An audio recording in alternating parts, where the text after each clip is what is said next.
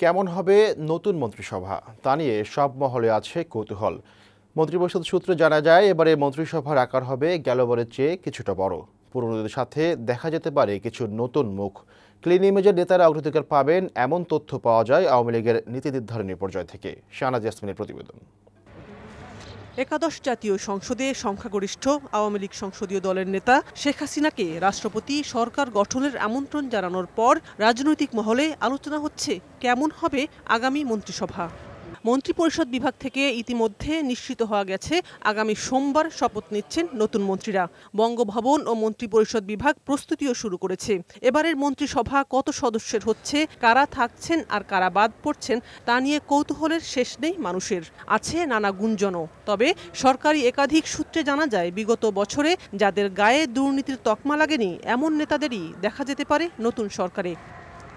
এবারের মন্ত্রিসভায় পুরনো সবাই নাও থাকতে পারেন এমন আলোচনা যেমন হচ্ছে, তেমনি নতুন মুখও যুক্ত হবার সম্ভাবনাও আলোচিত হচ্ছে।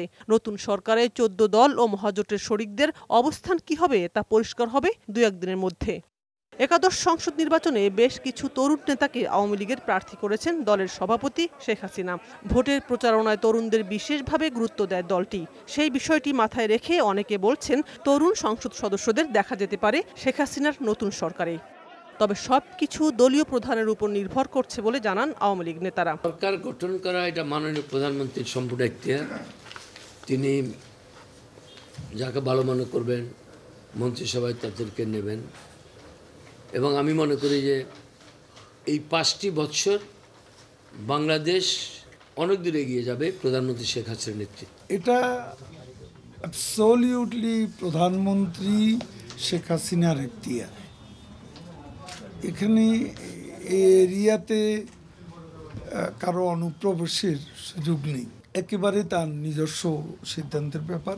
তবে সব আলোচনা গুঞ্জনের অবসান দেখতে হলে অপেক্ষা করতে হবে সোমবার পর্যন্ত। শাহনাজ ইয়াসমিন, বৈশাখী সংবাদ, ঢাকা।